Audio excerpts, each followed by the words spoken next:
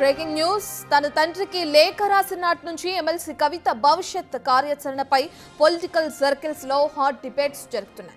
ఈ నేపథ్యంలో కవిత ఏ నిర్ణయం తీసుకోబోతున్నారు? కొత్త పార్టీ పెడుతున్నారా లేదా జాగృతిని పటిష్టపరిచి ఆ వేదిక ద్వారా తన రాజకీయ ప్రస్థానాన్ని కొనసాగించనున్నారా లేదా వేరే పార్టీలో చేరిపోనున్నారా అనే ప్రశ్నలు ఇప్పుడు హాట్ టాపిక్ గా మారాయి.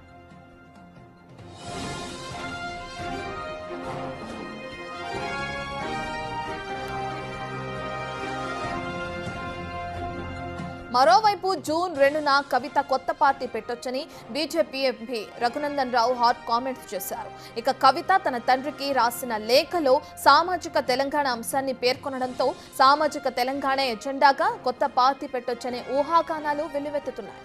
అయితే ఈ ఊహాగానాలను ఇప్పటివరకు కవిత అధికారికంగా ఖండించుకోపోవడంతో కవిత కొత్త పార్టీ పెడుతున్నారనే అభిప్రాయానికి బలం చేకూరుతుంది.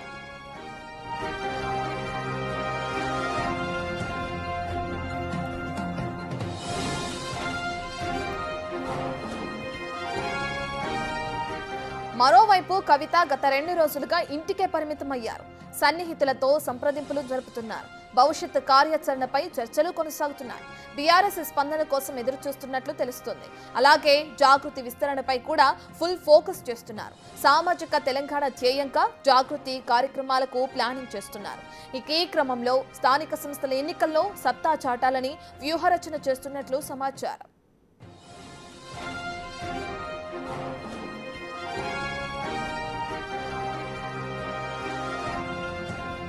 కవిత కాంగ్రెస్ తో సంప్రదింపులు అంటూ జరుగుతున్న ప్రచారాన్ని ఖండించారు. ఫేక్ న్యూస్ అంటూ సోషల్ మీడియా వేదికగా ప్రకటించారు.